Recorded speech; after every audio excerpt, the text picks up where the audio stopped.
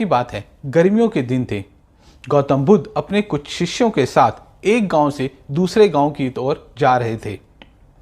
चलते चलते गौतम बुद्ध को बहुत जोर की प्यास लगी, तो उन्होंने अपने एक शिष्य को कहा कि तुम जाओ और जाकर गांव के तालाब से सबके लिए पानी ले आओ। तब तक हम सभी लोग यहीं पेड़ की छांव में आराम करते हैं। शिष्य जैसे ही तालाब के पास पहुंचा तो उसने क्या देखा कि वहां पे कुछ औरतें तालाब में कपड़े धो रही थी। कुछ लोग खुद नहा रहे थे और कुछ लोग अपनी गाय भैंसों को नहला रहे थे, जिसकी वजह से तालाब का सारा पानी गंदा हो चुका था।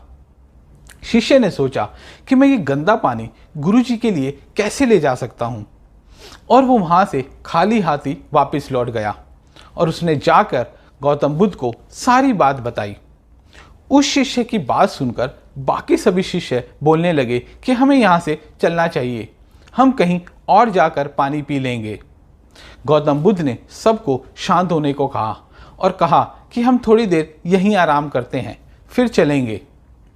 गौतम बुद्ध की बात सुनकर सभी शिष्य शांत हो गए और थोड़ी देर के बाद गौतम बुद्ध ने फिर से अपने शिष्य को उसी तालाब से पानी लाने को कहा। शिष्य बिना कोई सवाल किए पानी लेने चला गया। शिष्य तालाब की हालत देख के चौंक गया, क्योंकि तालाब का सारा पानी साफ होता है। शिष्य यह देखकर खुश होता है और वहां से पानी लेकर गौतम बुद्ध के पास जाता है।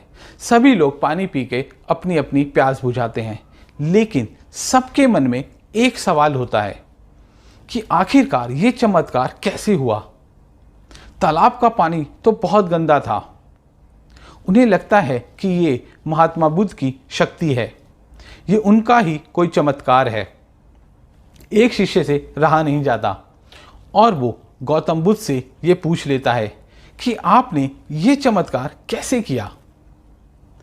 महात्मा बुद्ध बोलते हैं कि ये कोई चमत्कार नहीं है, ये आप सबके सब्र का फल है। उनकी ये बात किसी को भी समझ नहीं आती। गौतम बुद्ध बोलते हैं कि जब सब लोग अपना अपना काम खत्म कर कर वापस चले गए तो तालाब के पानी में जो हलचल थी वो बंद हो गई और पानी शांत और स्थिर हो गया, जिसकी वजह से पानी में जो भी गंदगी और मिट्टी थी वो उसकी सतह में आके बैठ गई और पानी साफ हो गया। गौतम बुद्ध अपने शिष्यों को एक शिक्षा देते हैं। वो बोलते हैं कि हमारा जीवन भी तालाब के इसी पानी की तरह है। जब हमारे जीवन में परेशानियां आती हैं तो हमारे जीवन उथल पुथल हो जाता है। मुश्किल समय में हमें सब्र रखना चाहिए, अपने मन को शांत रखना चाहिए और शांत मन से ही कोई डिसीजन लेना चाहिए जो हमारे खुद के लिए भी और दूसरों के लिए भी अच्छा हो, क्योंकि ऐसी सिचुएशंस में अक्सर लोग अपना सब्र खो देते हैं और गुस्से या जल्दबाजी में कोई ऐसा काम या डिसीजन ले लेते हैं जिसका पछतावा उन्हें भविष्य में होता है।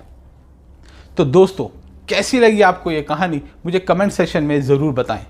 अगर कहानी पसंद आई हो तो इसे लाइक कीजिए, इसे अपने दोस्तों और फैमिली में ज़्यादा से ज़्यादा शेयर कीजिए और अगर आप मेरे चैनल पे नए हैं तो इसे सब्सक्राइब करना ना भूलें।